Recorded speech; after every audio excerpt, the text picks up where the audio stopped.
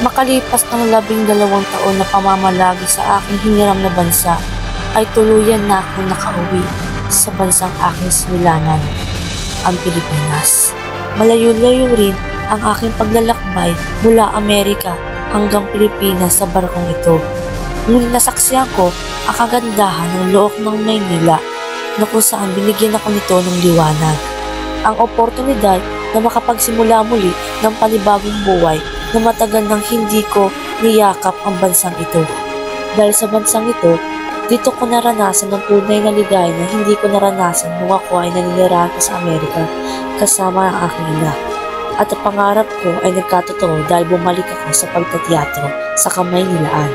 Nang lumipas ng 1 taon na paninirahan ko sa Pilipinas, ay marami na akong nakakilalang mga tao. Kasama na doon ang aking mga kapitbahay, mga kaibigan, mga kakilala at mga taong pinagkakatiwalaan ko na palaging kasama sa araw-araw.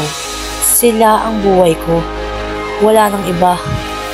Ngunit nang maglayon, akala ko habang buhay na ako mamumuhay sa hiwagat paraiso. Ngunit ako'y nagkamali. Dahil may pagsubok akong hinarap na siyang dahilan upang ako'y lumubog sa ilalim ng dagat. Ito ay ang pagkakamaling nagawa ko na siyang tumatak sa aking puso't isipan habang ako'y nangabubuhay pa. Dahil kumalat na ang aking larawan na hubot-hubad kasama ang pinaghihinalaan nilang matalik kong kaibigang lalaki. Nang makita ko yon, ako ay nakaramdam ng panlulumo. Tumakbo, ngunit ako ay nagagalit noong panahon yaon. Sumiklab ang aking galit sa aking puso at kinumprontahan ko pa isa-isa ang aking mga kakilala at doon ko rin pinagbuntungan ng sisi ang aking matalik na kaibigan na batid ko naman na hindi naman siya kasama roon sa skandalong yun.